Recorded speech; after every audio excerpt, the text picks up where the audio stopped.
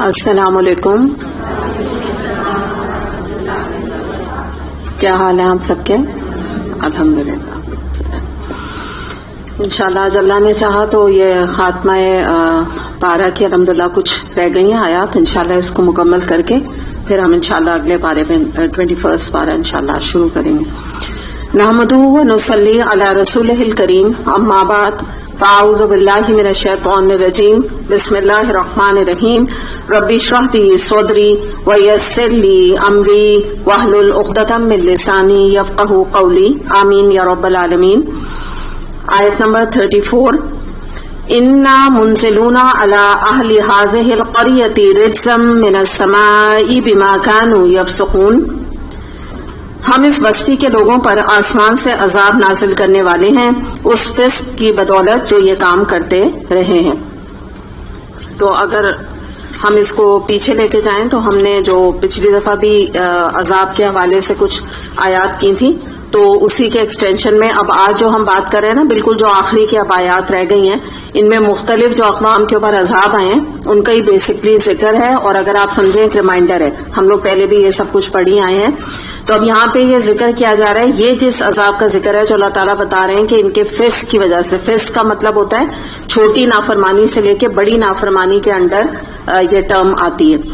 تو اس کا ذکر ہے آسمانی عذاب کا ہے، جو کہ قوم لوط کا آپ کو بارہا میں پہلے سے پہلے آپ کو بتایا جا چکا کہ جبریل علیہ السلام نے کیا کیا تھا کہ ان کے قوم لوط کی جو بستیاں ہیں ان کو اکھاڑ کے لٹرلی زمین سے اور وہ آسمان پر لے گئے تھے، اور وہاں لے جا کے انہوں نے ان کو تلپٹ اپ سائڈ ڈاؤن زمین کے اوپر پٹخ دیا تھا. تو یہ ایسا عذاب جو ہے نا اور کسی قوم کے اوپر نہیں آیا جیسے قوم لوط کے اوپر آیا. اور اس کے علاوہ ایک اور عذاب ان کے اوپر کیا آیا تھا کہ ان کے اوپر پتھروں کی بارش کی گئی تھی، اور وہ پتھر ایسے ٹارگیٹڈ تھے کہ وہ جب لگتے تھے تو اس کے بعد وہ جو قوم تھی وہ سمجھے کہ بالکل ہی ایک جیسے چڑیاں وغیرہ نہیں ہوتی ہیں کہ جس طرح پڑی ہوتی ہیں ان کی کوئی ویلیو نہیں ہوتی ہے، تو اس طرح لگ کے وہ ان کی لاشیں جو ہے وہ پورے وہ بستی میں بکھر گئی تھیں. تو دو طرح کے یہ عذاب ان کے اوپر آئے تھے. آگے دیکھتے ہیں آیت نمبر 35. وَلَقَدْ تَرَكْنَا مِنْهَا آيَةً بَيِّنَةً لِقَوْمٍ يَعْقِلُونَ. اور ہم نے اس بستی کی ایک کھلی نشانی چھوڑ دی ہے ان لوگوں کے لیے جو عقل سے کام لیتے ہیں. اب یہ قوم لوط ہی کا ذکر ابھی چل رہا ہے، ایکسٹینڈ ہو رہا ہے آگے ذکر، اور بتایا جا رہا ہے کہ ہم نے ایک کھلی نشانی کے طور پہ ان کا عذاب چھوڑ دیا. کھلی نشانی کیا مراد ہے یہاں؟ آپ نے آج بھی سنا ہوگا بحر مردار اردو میں کہتے ہیں اور انگلش میں کہتے ہیں ڈیڈ سی. تو یہ جو ڈیڈ سی ہے اس کے بارے میں آج بھی جو ریسرچ ورک کی ہے سائنٹسٹ نے یا ایکسپلوررز نے، تو ان کا کہنا یہ ہے کہ اس کا جو جنوبی حصہ ہے تو اس کو جو انہوں نے اس کے اوپر ریسرچ ورک کیا تو ادھر ان کو آثار کچھ ملے ہیں کہ ہولناک زلزلے سے زمین دھس گئی تھی نیچے، اور اس کے دھسنے کی بدولت سے یہ ہوا تھا کہ ایک بہت بڑا حصہ جو تھا وہ اس قوم کا وہ اندر چلا گیا تھا دھس کے. اور یہ وہ ایریا اسپیشلی وہ کون سا ایریا ہے جہاں پہ قوم لوط کا شہر تھا جسے سڈوم کہتے ہیں، ٹھیک ہے، وہاں پہ یہ اس کے آثار پائے جاتے ہیں. اور اسی کے اندر اس سمندر کے اندر ڈوبی ہوئی بستیاں بھی آج بھی موجود ہیں، ان کے آثار موجود ہیں. تو یہ اللہ تعالیٰ نے جو نشانی ہے وہ اللہ تعالیٰ فرما رہے ہیں کہ ہم نے اس طرح سے چھوڑ دی. اور اس کے بارے میں یہ بھی بتاتے ہیں کہ یہ جو پانی ہے، یہ جو ڈیڈ سی کہتے ہیں نا، اس کا پانی بہت ہی گندا، بالکل بلیکش کلر کا ہے اور بہت ہی اسمیل والا ہے، بہت ہی اس کے اندر سے گندی بدبو آتی ہے. تو یہی بات یہاں بتائی گئی کہ یہ سب عبرت کی نشانیاں ہیں جو اللہ تعالیٰ نے چھوڑی. ورنہ آپ یہ دیکھیں عام طور پہ جو سی ہے اس میں تو بدبو کا کوئی احتمال ہونا ہی نہیں چاہیے نا، ہوتا ہی نہیں ہے، کیونکہ وہ تو رواں پانی ہوتا ہے، چلتے ہوئے پانی میں کوئی اسمیل نہیں آتی ہے. تو یہ سب ایک عذاب کی نشانی ہے جو اللہ تعالیٰ نے فرمایا کہ ہم نے اب تک یہاں پہ چھوڑ دی. اور بات یہی ہے کہ اگر آپ ان دونوں کو ملائیں، دونوں آیتوں کو جوائن کریں، تو جیسے اللہ تعالیٰ فرما رہے ہیں کہ یہ ان لوگوں کے لیے ہے، یعنی انجام ان لوگ کا ہے انہوں نے عقل سے کام نہیں لیا. تو پتہ یہی چلا ہے کہ جو عقل والے لوگ ہوتے ہیں، جو اہل مومن ہوتے ہیں یا متقی ہوتے ہیں، تو وہ اپنے معاملات، اپنے زندگی کے طریقوں پہ، زندگی کے مقاصد کے اوپر غور و فکر کرتے ہیں، اسباب کا تجزیہ کرتے ہیں، نتائج نکالتے ہیں، کیلکولیشن کرتے ہیں، اور ان تمام چیزوں پر وہ ایک اینڈ پر پہنچتے ہیں. لیکن جو آپ سمجھ لیجئے دنیا پرست لوگ ہوتے ہیں اور جنہوں نے اب تک اللہ کی سرکشی اختیار کی، جیسے اقوامی کا یہاں ذکر آ رہا ہے، تو ان کا عقل سے کوئی تعلق نہیں ہوتا.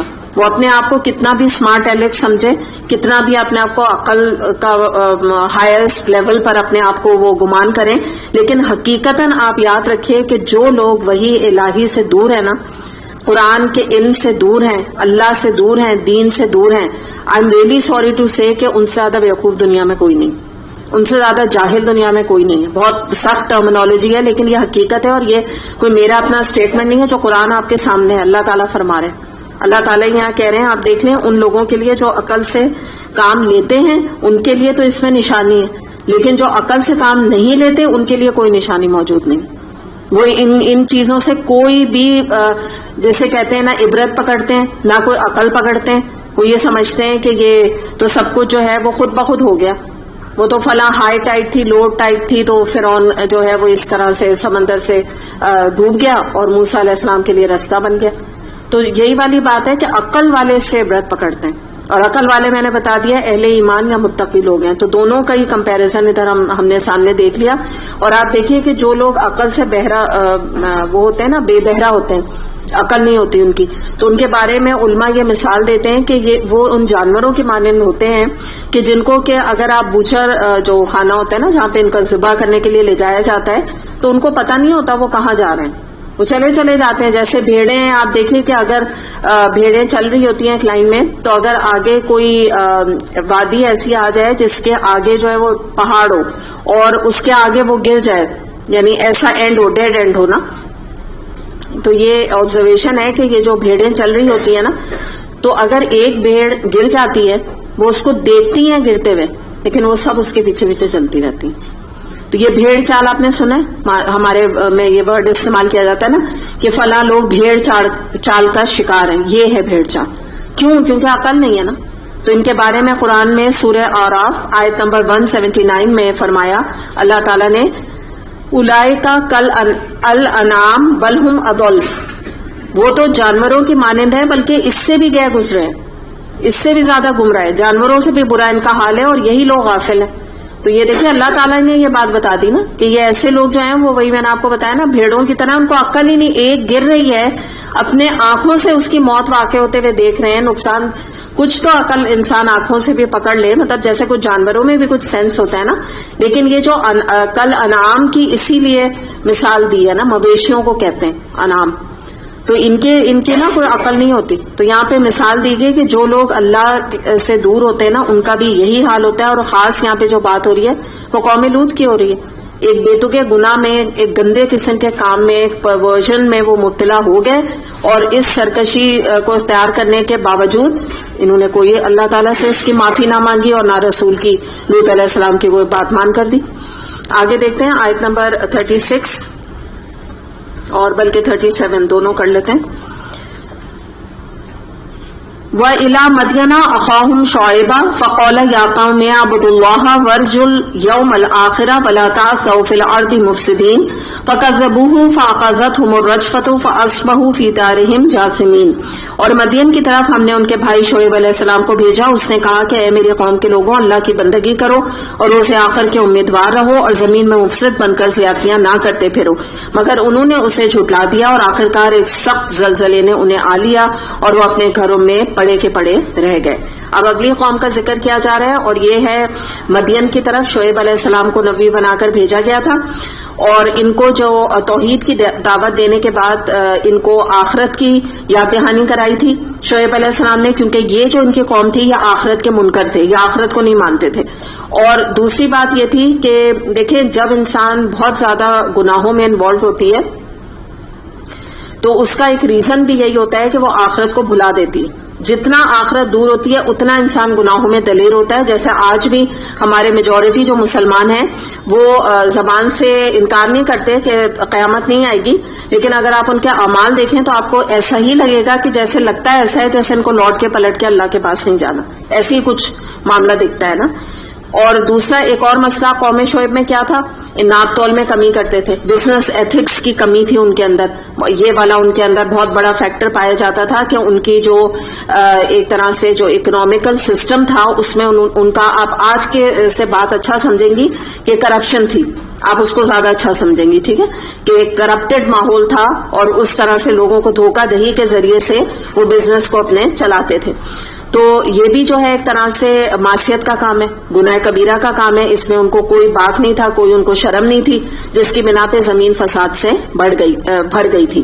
اس کے بعد فوراً ذکر کیا گیا شعیب علیہ السلام کی قوم کے باعث و نصیحت کا, جب ان کے قوم کے اوپر اثر نہیں ہوا تو ان کے اوپر کون سا عذاب آیا تھا. ایک ریمائنڈر کے طور پہ ہم دیکھتے ہیں کہ بادلوں کا سائے والے دن کا عذاب تھا. اگر آپ کو یاد ہے ہم نے بڑی ڈیٹیل میں اس میں بات کی تھی کہ ایک ہولناک قسم کی چیخ, ایک آواز, ایک ایسی آواز تھی کہ جو زلزلے کے ساتھ آئی اور ان کے دل ان کے جو ہے وہ آنکھوں میں آ گئے. اس سے کیا مراد ہوتی ہے کہ یعنی ان کے جیسے ہم کبھی کہتے نہیں دل بیٹھ رہا ہے, بہت ہی انسان ڈپریسو فیلنگ میں ہو, کوئی اللہ نہ کرے کوئی بہت حادثہ اللہ حفاظت میں رکھے کوئی پیش آ جائے, تو ایسا ہوتا ہے نا انسان کہتے ہیں میں تو دل بالکل بیٹھا جا رہا ہے. یہ جو کیفیت ہوتی ہے نا سنکنگ, انگلش میں کہتے ہیں سنکنگ فیلنگ, تو وہ والا کیفیت ان کی ہوئی. اور یہ ان کے بارے میں آتا ہے کہ یہ گھٹنوں کے بل جو بیٹھے ہوئے تھے وہ جہاں بیٹھے تھے بیٹھے رہ گئے.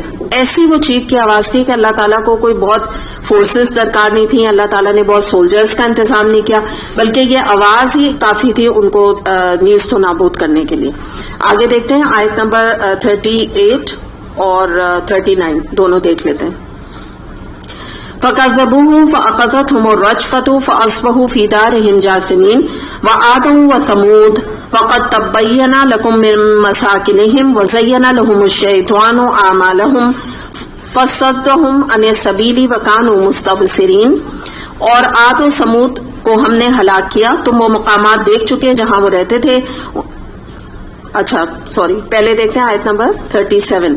مگر انہوں نے اسے جھٹلا دیا, آخر کار ایک سخت زلزلے نے انہیں آ لیا اور وہ اپنے گھر میں پڑے کے پڑے رہ گئے. اور عاد اور سمود کو ہم نے ہلاک کیا, تم وہ مقامات دیکھ چکے ہو جہاں وہ رہتے تھے. ان کے اعمال کو شیطان نے ان کے لیے خوشنما بنا دیا اور انہیں راہ راست سے برگزشتہ روک دیا, حالانکہ وہ ہوش و گوش رکھتے تھے.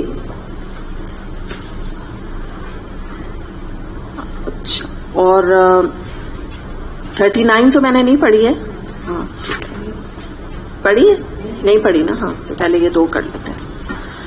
اچھا, سب سے پہلے تو جو بات ہو رہی تھی آیت نمبر 37 تو ہم نے دیکھ لی تھی. اب 38 کو ہم یہ دیکھتے ہیں. یہ تو ہم نے دیکھ لیا نا کہ وہ وہیں بیٹھے کے بیٹھے رہ گئے, یہ تو ذکر جو کیا جا رہا تھا یہ شعیب علیہ السلام کے قوم کا تھا.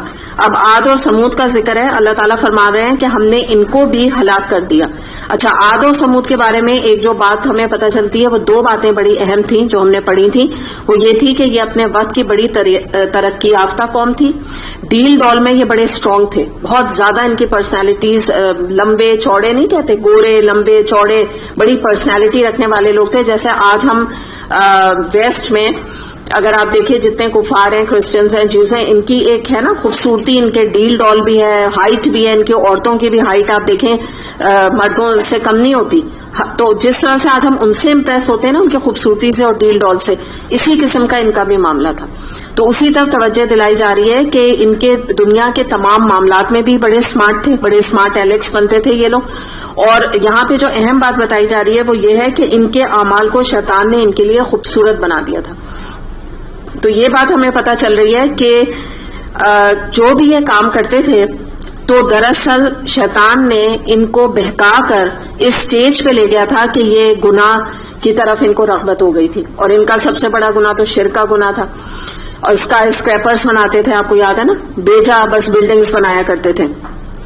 تو اب ہم یہاں دیکھتے ہیں اس سے مراد یہ نہیں ہے کہ شیطان نے زبردستی ان کی آنکھیں بند کر دی تھی, زبردستی ان کا ہاتھ تھاما ہوا تھا, اپنے ساتھ پکڑا ہوا تھا, بلکہ جانتے بوجھتے انہوں نے برائی کا رستہ اختیار کیا تھا. یہ بالکل ایسے بات ہے کہ آج آپ میجورٹی لوگوں کو اگر دیکھیں تو کیا انہیں گناہ ثواب کا پتہ نہیں ہے؟ اگر ہم ایک لسٹ سامنے رکھیں, اگر ایسے ہی آپ اپنے خاندان میں نکلیے, اپنے فرینڈز میں نکلیے اور آپ کوسچنز کیجئے کہ کیا بے حجابی الاؤڈ ہے, ٹھیک ہے, یہ ساری لسٹ آپ بنائیے نا. آپ پوچھئے غیبت ہے, سود ہے, زنا ہے, پری میرٹل افیئرز ہیں, ایکسٹرا میرٹل افیئرز ہیں, میوزک ہے, میڈیا موویز ہیں, پورن ہے, یہ تمام چیزیں یہ کیا درست ہیں؟ یہ دیکھنا چاہیے. کوئی بھی آپ سے نہیں کہے گا کہ ہاں یہ درست ہے، نہیں کہے گا کوئی بھی. تو یہی والی بات ہے کہ یہ لوگ بھی آپ جانتے ہیں نا، سب جانتے بوجھتے اس کا ارتکاب کرتے ہیں. یہ بات یہاں بتائی جا رہی ہے کہ شیطان نے ان کے اعمال کو مزین ضرور بنایا تھا شیطان نے، لیکن ایکچولی وہ شکار تو شیطان کا اس لیے ہوئے تھے کہ انہوں نے خود شیطان کو اپنا دوست بنا کے رکھا ہوا تھا. اور اس کے بعد جو بات یہاں پر آ رہی ہے آگے ہم دیکھتے ہیں آیت نمبر 39. وَقَارُونَ وَفِرْعَوْنَ وَحَامَانَ وَلَقَدْ جَاءَهُم مُوسَىٰ بِالْبَيِّنَاتِ فَاسْتَكْبَرُوا فِي الْأَرْضِ وَمَا كَانُوا سَابِقِينَ. اور قارون اور فرعون اور حامان کو ہم نے ہلاک کیا. موسیٰ ان کے پاس بینات لے کر آئے مگر انہوں نے زمین میں اپنی بڑائی کا زوم کیا، حالانکہ وہ سبقت لے جانے والے نہ تھے. اب بتایا جا رہا ہے یہاں پر کہ کچھ لوگوں کا ذکر کیا جا رہا ہے، کچھ ناموں کا، جن میں کہ بڑے بڑے نام ہیں. ہم پہلے بھی ان کے بارے میں بات کر رہے ہیں، قارون، حامان اور فرعون وغیرہ. تو ان کو اللہ تعالیٰ فرما رہے ہیں کہ ان کو ہم نے ہلاک کیا، حالانکہ موسیٰ علیہ السلام ان کے پاس بڑی بیانات لے کر آئے تھے. بڑی بیانات سے کیا مراد ہے؟ بڑی روشن نشانیاں لائے تھے. آپ یوں سمجھ لیں تورا کی طرف اشارہ ہے نا، کتاب کی طرف. تو بات کیا ہے کہ یہ لوگ جو ہیں ان کا نام تو بڑا ہے. اگر ہم ویسے دیکھیں بڑے عقل مند ہیں اپنے زمانے کے، بڑے اسمارٹ انٹیلیجنٹ لوگ ہیں، بڑے بڑے بادشاہوں میں ان کا شمار ہوتا ہے. لیکن دین کے معاملے میں ہم دیکھتے ہیں کہ انہوں نے اپنی کوئی عقل و بصیرت سے کام نہیں لیا، کوئی انہوں نے اپنی سمجھ اختیار نہیں کی، اور یہ عقل ان کے کام بھی نہیں آئی جو ان کے پاس موجود تھی. وجہ کیا تھی کہ جو بھی دلائل موسیٰ علیہ السلام نے ان کو دیے اور جو کچھ بھی معجزات ان کو دکھائے گئے موسیٰ علیہ السلام کی طرف سے، تو یہ تو متکبر بنے رہے. انہوں نے تو کسی بھی دلائل کا یا معجزات کا کچھ اثر ہی نہیں لیا، کچھ اس کو سمجھا ہی نہیں انہوں نے. تو وہی اللہ تعالیٰ نے یہاں آگے بتایا کہ یہ بھی ہماری گرفت سے بچ کے نہیں جا سکے اور عذاب کے شکنجے میں آ کے رہے. اور آپ یہ دیکھیں کہ ان کا جو ذکر کیا جا رہا ہے، اس کا ہم نے قارون کے بارے میں کیا دیکھا تھا کہ اپنے پورے لاؤ لشکر اور اپنی پوری جائیدادوں کے ساتھ زمین کے اندر وہ دفن ہو گیا تھا نا، سارے اپنی جائیداد کے ساتھ. تو اللہ تعالیٰ فرما رہے ہیں کہ ہم نے یہ ان کے ساتھ معاملہ کیا، اور حالانکہ وہ سبقت لے جانے والے نہیں تھے. کیا مطلب ہے کہ ان سے پہلے بھی کئی امتیں گزر چکی تھیں، یہ قارون اور فرعون اور حامان سے پہلے، جن کو ہم نے تباہ و برباد ان کی سرکشی کی وجہ سے کیا تھا. تو مراد کیا ہے کہ یہ لوگ کوئی نئے نہیں تھے گنہگاروں میں، یہ سبقت انہوں نے نہیں کی تھی، بلکہ پہلے بہت ساری امتیں گزر چکی ہیں جنہوں نے ایسے ہی کفر اور اناد کا رستہ اختیار کیا. لیکن افسوس کی بات ابھی جو ہم نے پہلے بات کی، جیسے ایک بھیڑ دیکھ کے اور بھیڑ چال کا شکار ہو کے اپنے آپ کو ہلاکت میں ڈالتی ہے، اسی طرح ان سب نے بھی ڈالا. حالانکہ یہ جانتے تھے کہ ان سے پہلے بھی اقواموں کا برا انجام ہوا جنہوں نے اللہ کے آگے سرکشی اختیار کی. آگے دیکھتے ہیں آیت نمبر 40. فَكُلًا أَخَذْنَا بِذَنبِهِ فَمِنْهُمْ مَنْ أَرْسَلْنَا عَلَيْهِ حَاصِبًا وَمِنْهُمْ مَنْ أَخَذَتْهُ الصَّيْحَةُ وَمِنْهُمْ مَنْ خَسَفْنَا بِهِ الْأَرْضَ وَمِنْهُمْ مَنْ أَغْرَقْنَا وَمَا كَانَ اللَّهُ لِيَظْلِمَهُمْ وَلَكِنْ كَانُوا أَنفُسَهُمْ يَظْلِمُونَ. آخرکار ہر ایک کو ہم نے اس کے گناہ میں پکڑا، پھر ان میں سے کسی پر ہم نے پتھراؤ کرنے والی ہوا بھیجی، کسی کو زبردست دھماکے نے آ لیا، اور کسی کو ہم نے زمین میں دھسا دیا، اور کسی کو غرق کر دیا. اللہ ان پر ظلم کرنے والا نہ تھا مگر وہ خود ہی اپنے اوپر ظلم کر رہے تھے.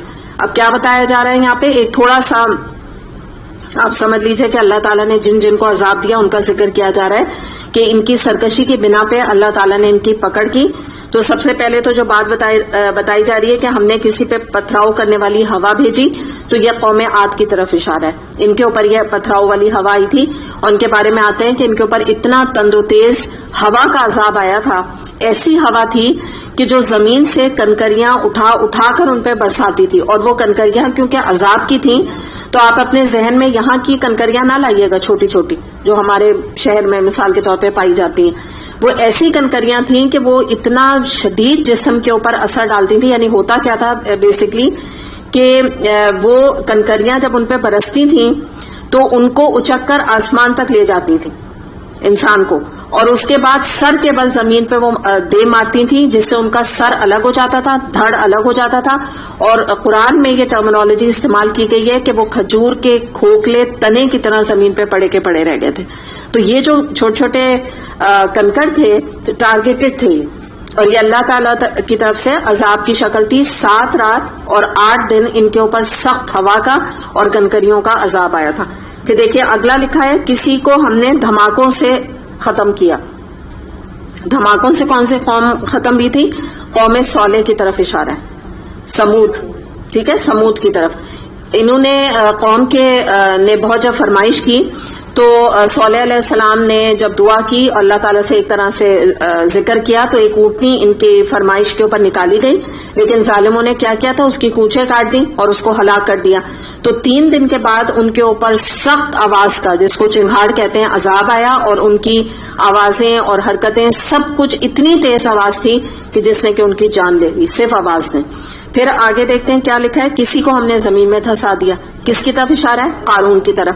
قارون کا آپ کو پتا ہے کہ جو اس کو ہم ڈیٹیل میں پڑھا ہے کہ دولت کے خزانے تھے، وہ گھمنڈ میں مبتلا ہو گیا کہ یہ سارا جو ہے میرا علم ہے، میں معزز ہوں، میں محترم ہوں، میں کوئی بہت بڑی چیز ہوں، مائی اینٹیسپیشن، مائی انٹیلیجنس.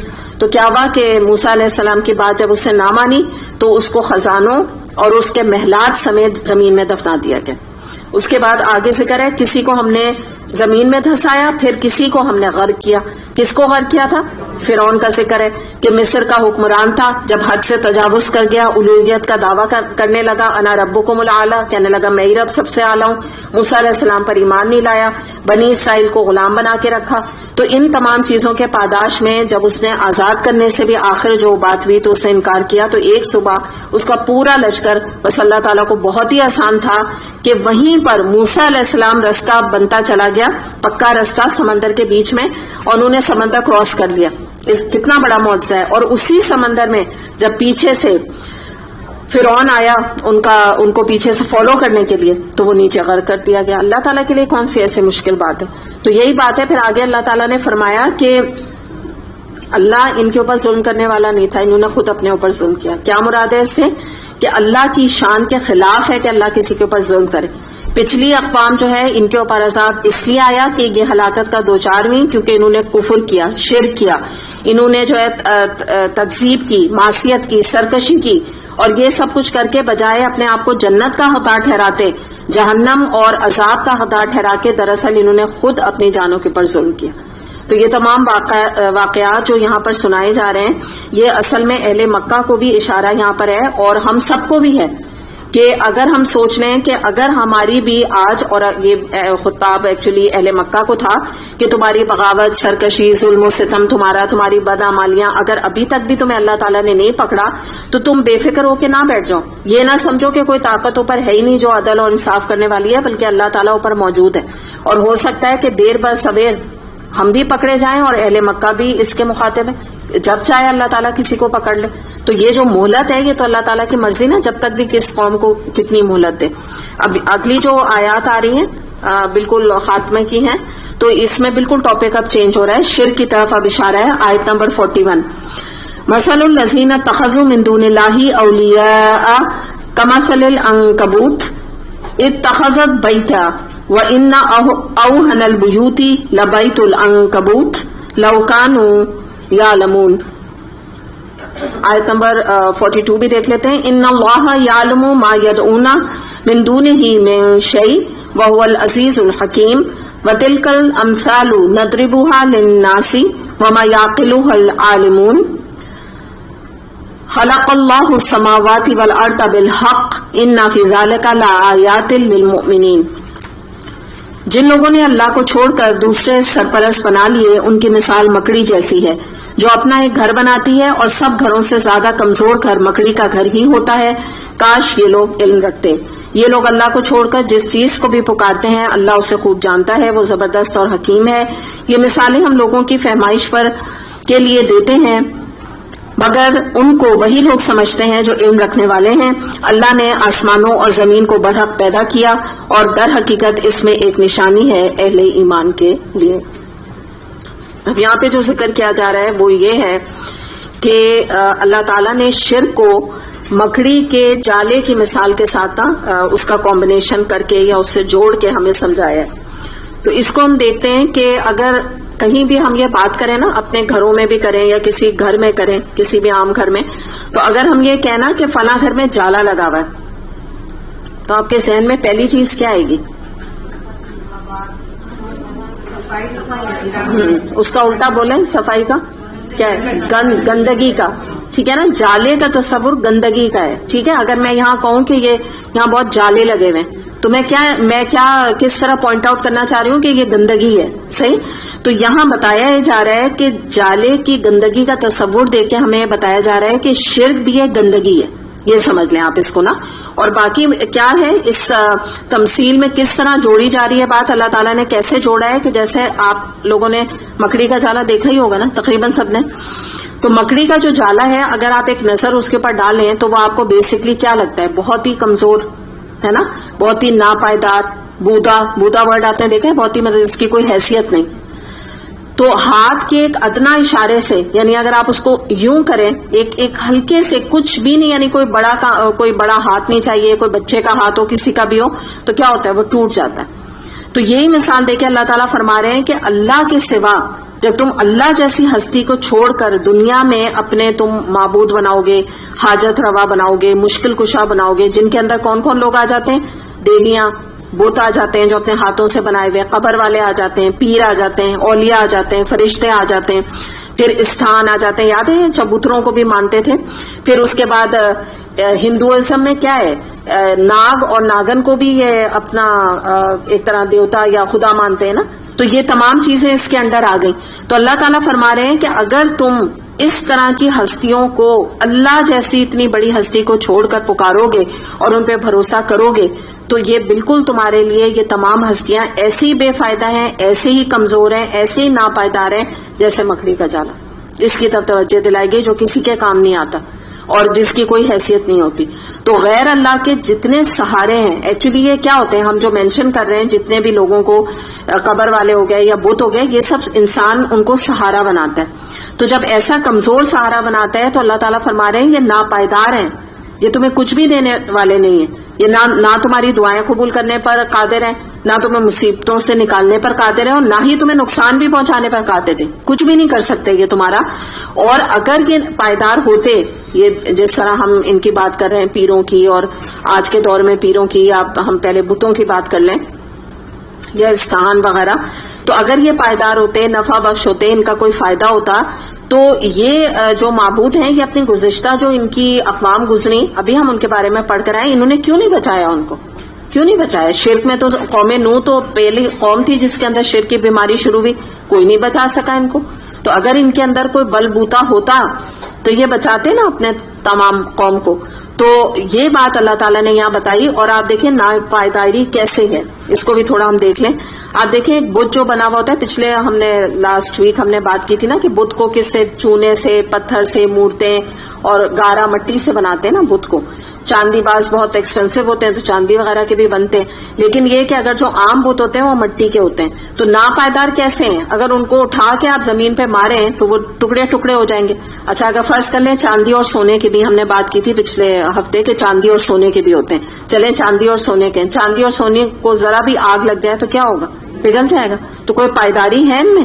پھر ہم دیکھ لیتے ہیں کہ ان کا خود کا حال کیا ہے. اگر ہم آج قبر کی بات کرتے ہیں, مزاروں کی, تو اگر وہ ان کے اوپر مکھیوں کے مکھے گچھے بیٹھ جائیں, مچھر ان کے اوپر آ جائیں, کھٹمل آ جائیں, کاکروچز آ جائیں, وہ ہاتھ ہلا کے ہٹا نہیں سکتے, کوئی ان کی اہمیت یا حیثیت نہیں ہے. پھر اس کے بعد آپ یہ دیکھیں کہ اگر آج کسی انسان کو پیر مانا ہوا ہے تو کل اس نے نہیں ماننا ہے کیا, وہ کس قسم کا پیر ہے کہ اس کو کوئی بقا ہی نہیں ہے. بھئی اگر کوئی ایسی ہستی ماننا تو تب جاتا نا, جیسے ابراہیم علیہ السلام نے کہا تھا کہ ہاں چلو میں اس چاند کے اوپر ایمان لایا. اس کے بعد پھر کہنے لگے اپنی قوم سے کہ یہ تو ڈوب گیا چاند, میں تو ایسی چیز کو الہ نہیں بنا سکتا کہ جو ڈوب جائے. کتنی انہوں نے زبردست بات کی تھی نا. تو لوگوں کو اتنی سی بات سمجھ نہیں آتی کہ جن کو آج ہم پیر بنا کے بیٹھے ہیں, اگر ان کے ہاتھ میں کوئی چیز ہے تو یہ اپنی زندگی کیوں نہیں وہ کر لیتے نا, نہ ختم ہونے والی ابدی زندگی اپنی کیوں نہیں کر لیتے ہیں دنیا میں. اتنے امیر کوئی بادشاہ کیوں نہیں بن جاتے ہیں, کیوں بکرے کالے بکروں کے یہ محتاج بنے بیٹھے ہے نا حقیقت. اس کے بعد کیا ہے کہ آپ دیکھیں ناپائیدار کس طرح, یہ جیسے ناگنوں وغیرہ کو یہ لوگ اپنا بھگوان مانتے ہیں نا, تو کیا ہوتا ہے, ناگن مر نہیں جاتی, ناگن کو کوئی بھی مار سکتا ہے. تو کوئی بھی ان کے خداؤں میں پائیداری نہیں ہے. یہی بات اللہ تعالیٰ نے اس کے ایک جالے کی مثال دے کے سمجھائی. سورہ البقرہ آیت نمبر 256 میں آتا ہے, جو طاغوت سے کفر کرے اور اللہ پر ایمان لائے تو اس نے وہ مضبوط سہارا تھام لیا جو کبھی ٹوٹنے والا نہیں. اللہ سب کچھ سننے اور جاننے والا ہے. اچھا مجھے کوئی یاد دلائے گا طاغوت سے کیا مراد ہے؟ بہت دفعہ قرآن میں ہم کر رہے ہیں. ایک آپ بتائیے عظما.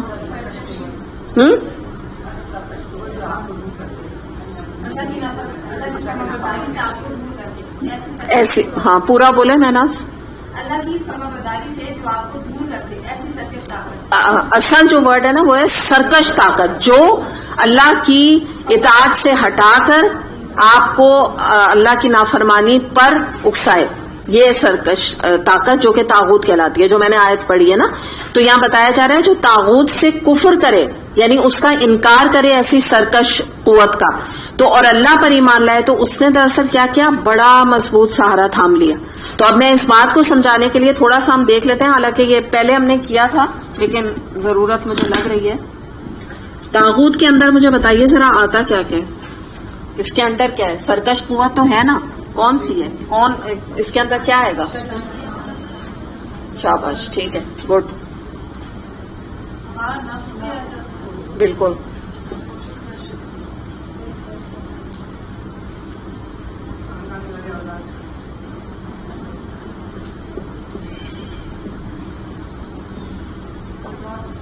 جی ہاں سب کچھ، وہ تو وہ ہم اس کو کہاں لے آئے اس کو، ہاں رسم و رواج میں لے آئے گی. ٹھیک ہے، بس آپ لوگ سمجھ گئے بات، یہی مطلب ہے. یہ ساری چیزیں طاغوت، کوئی بھی اس میں اس کو یہ بھی ہاں کہتے ہیں، کوئی عقیدہ بھی، کسی کا عقیدے بھی اب عقیدہ میں بدعت بھی آ گئی، شرک بھی آ گیا، دونوں عقیدہ غلط ہے لیکن وہ اس کے اوپر جان دے رہے ہیں. اسی میں یہ بھی آ جاتا ہے کہ یہ جو ہوتا ہے نا آئیڈیالوجی، یہ آئیڈیالوجی ہوتی ہے کہ جیسے میں نے آپ کو پچھلے دنوں بتایا تھا نا کہ یہ جو سلوگن ہے کہ سب سے پہلے پاکستان، یہ ایک نظریہ ہے. اچھا جب پاکستان بنا تھا تو کیا آئیڈیالوجی کے تحت بنا تھا؟ یاد ہے آپ کو کیا تھا؟ سب سے پہلے جو جس کلمے کے اوپر یہ ملک بنا ہے وہ کیا ہے؟ لا الہ الا اللہ. ٹھیک ہے، اس کے اوپر یہ ملک لیا گیا تھا، وہ ایک آئیڈیالوجی تھی. اور آج اگر یہ آئیڈیالوجی ہے کہ سب سے پہلے پاکستان، تو یہ بھی سرکش قوت میں تبدیل ہو گئی، کچھ اور ہی آئیڈیالوجی بن گئی، وطن. ٹھیک ہے نا، وطن پرستی ہو گئی، خدا پرستی سے نکل کر وطن پرستی ہو گئی. تو یہی اللہ تعالیٰ فرما رہے ہیں کہ جو طاغوت سے کفر کرے گا. اچھا ایک اور چیز آپ دیکھیں کہ ان سب کو اگر آپ دیکھیں نا، یہ کیا ہے بیسکلی، غور کی جگہ ذرا ہے کہ نہیں، سب سہارے ہیں ہر اس میں سے. اور میں نے بھی پورا لکھا نہیں، بہت لمبی اس کی لسٹ ہے، بہت ساری اس میں فرینڈس بھی ہو سکتے ہیں، آپ بہت ساری چیزوں کو ڈال سکتے ہیں اس کے اندر. یہ سب سہارے ہیں. تو اللہ تعالیٰ فرما رہے ہیں کہ جو ان سہاروں کو، ان سرکش قوت کے سہاروں کو چھوڑے گا تو سمجھو اس نے ایک مضبوط سہارا تھاما اللہ کا. وہ تب اس کو یہ سہارا ملے گا جب وہ ان کو چھوڑے گا، ان سے دور ہٹے گا. اور شرک وغیرہ تو ہے ہی، آپ ضروری لکھ لیجئے کیونکہ یہ آیت میں تو بات ہی شرک کی ہو رہی ہے، تو یہ ضروری ہے شرک لکھنا. اور تو یہ عقیدے کے اندر آ رہا ہے، عقیدے کا بگاڑ ہے نا ایکچولی شرک، عقیدے کا بگاڑ ہے ایکچولی بدعت. اچھا اور اس کے بعد آگے جو ہم نے دیکھا تھا نا آیت نمبر آگے سے ہم نے کی ہیں 42 43 44.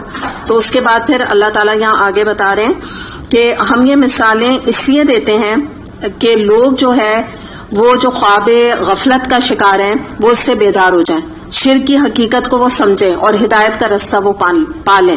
جیسے ابھی آپ دیکھ رہے ہیں نا کہ جو پچھلی آیت ہم نے ابھی پڑھ رہے ہیں، تو ہم اس میں بیسکلی کیا ہے، شرک کا نگیشن ہے، رد کیا جا رہا ہے شرک کا، اور توحید کا اثبات ہے اس کو کہتے ہیں.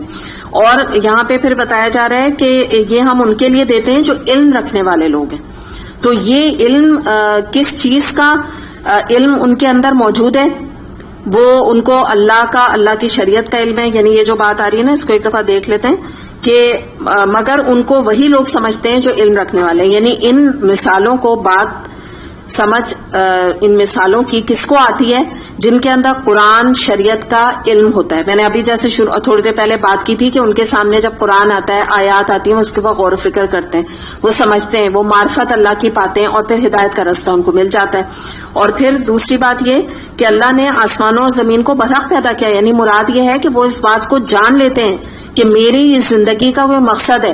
یہ جو آسمان ہے اور ستارے ہیں اور میں گھر میں رہ رہی ہوں اور میری شوہر ہے یا میرے بچے ہیں یا ایک معاشرے میں رہ رہی ہوں، تو میرا کوئی مقصد ہے. میں ایسی کھیل کود کے طور پہ نہیں دنیا میں آ گئی ہوں، کوئی میرے ایک مقصد کے تحت یہ زندگی میں گزار رہی ہوں. یہی یعنی اللہ تعالیٰ بھی یہاں بتا رہے ہیں. اور پھر اس کے بعد کیا ہے، حقیقت میں اس میں ایک نشانی ہے اہل ایمان کے لیے. دوبارہ اللہ تعالیٰ نے بتایا، کیونکہ ابھی یہ والی جو مثال ہے، اس کے علاوہ بھی تو ہم نے بہت ساری مثالیں پیچھے دیکھی نا. تو مراد یہی ہے کہ ان سب میں نشانیاں ہیں. نشانیاں کیا ہیں؟ اللہ کے وجود کی نشانی ہے. سب سے پہلے ہم اللہ کے وجود کو پاتے ہیں نا، یعنی معرفت ہمیں ملتی ہے. پھر اس کی قدرت کی نشانیاں ہے کہ اللہ تعالیٰ کتنا قادر ہے. جو پچھلی ہم نے دیکھا کس طرح اللہ تعالیٰ نے بڑی بڑی اقوام کو ملیہ میٹ کر دیا. پھر اس کے بعد ہم دیکھتے ہیں کہ اس میں اللہ کے علم اور حکمت کی نشانیاں موجود ہیں. تو جب اتنے سارے ہم پاسٹ سے اللہ تعالیٰ نے جو اقوام کا ذکر کیا، جو مختلف یہ مثال تمثیل ہمیں دی، تو ان تمام چیزوں پہ جو اہل ایمان ہوتے ہیں، مومن ہوتے ہیں، متقی ہوتے ہیں، وہ ایک دلیل پر یہ پا کر، یہ دلیلیں ہیں ایکچولی نا اللہ کے وجود کی، اس نتیجے پر پہنچتے ہیں کہ کائنات میں اللہ کے سوا کوئی معبود نہیں. یعنی بیسکلی وہ کس چیز کو پا لیتے ہیں کہ اللہ کے علاوہ کوئی حاجت روا نہیں، اللہ تعالیٰ کے علاوہ کوئی مشکل کشا نہیں. اگر مجھے دعا کرنی ہے تو اللہ سے کرنی ہے. اگر کوئی میرا غم گسار ہے تو وہ میرا رب ہے. اگر مجھ پہ کوئی آزمائش آتی ہے تو وہ دینے والا بھی اللہ ہے اور اس کو دور کرنے والا بھی میرا رب ہے. بیسکلی وہ اس بات کو پا لیتے ہیں.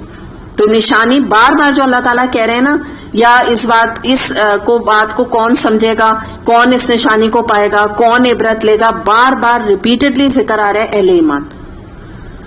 آگے دیکھتے ہیں بخاری میں، کیونکہ شرک کے حوالے سے یہ آیات تھیں. عبداللہ بن مسعود رضی اللہ عنہ سے روایت ہے، رسول اللہ صلی اللہ علیہ وسلم نے فرمایا، جو شخص اس حال میں مرے کہ اللہ کے ساتھ کسی کو شریک ٹھہرایا تھا، وہ آگ میں داخل ہوگا. تو یہ ہم پہلے بھی بات کر چکے ہیں نا کہ اب اس کی موت آ جائے شرک کی حالت میں تو کیا ہے کہ وہ کبھی بھی جنت میں داخل نہیں ہو سکتا. سورہ آراف آیت نمبر 194 میں آتا ہے، اے گروہ مشرکین جنہیں تم اللہ کے سوا پکارتے ہو، وہ بھی تمہاری طرح اللہ کے بندے ہیں. اگر تم سچے ہو تو انہیں پکارو، کیا وہ تمہاری پکار کا جواب دے سکتے ہیں؟ اتنی زبردست آیت ہے نا یہ شرک کے رد کے لیے کہ اگر آپ کے اپنے میڈس وغیرہ یا آپ کے کچھ لوگ اگر اللہ نہ کرے کوئی اس میں شرک میں انوالوڈ ہیں، یہ ایک آیت کافی کہ جو یہ سوال کیا جا رہا ہے نا کہ وہ تمہاری طرح بندے ہیں جن کی تم پوجا کر رہے ہو، اور اگر تم سچے ہو نا، یعنی اگر تمہارے پاس کوئی دلیل موجود ہے کہ یہ اللہ کے برابر ہیں یا معبود ہیں یا مشکل کشا ہیں یا تمہاری دعائیں سنتے ہیں، تو ذرا تم انہیں پکار کے دیکھ لو، وہ تمہارا جواب دیتے ہیں. اگر وہ تمہارا جواب دینے پر قادر ہیں، یعنی قبر پہ جاؤ اور وہ تمہیں جواب دے دیں، تو پھر تو واقعی ان کا کوئی حق بنتا ہے کہ تم ان سے مانگو. تو یہ چیز انسان کو جھنجھوڑنے والی ہے. اور بیسکلی جو مین اس میں سورہ عنکبوت میں جو آپ سمجھ لیجئے کہ اس کا جو مین یا آخری آیت ہے نا، یہ اس کی one of the most important آیات میں اس کا شمار ہوتا ہے، جس میں مکڑی کے مطلب بھی عنکبوت کا شاید آپ کو پتا ہو، مکڑی مطلب ہے اس کا نا. تو اسی کے حوالے سے اس میں شرک کا اللہ تعالیٰ نے بے انتہا خوبصورت مثال دے کے شرک کا رد کیا ہے الحمدللہ. تو اللہ کا احسان ہے، پارہ مکمل ہوا. اب ہم آ جاتے ہیں پارہ نمبر 21 پر. اور ابھی ہماری جو سورہ ہے وہ کنٹینیو ہو رہی ہے، سورہ عنکبوت.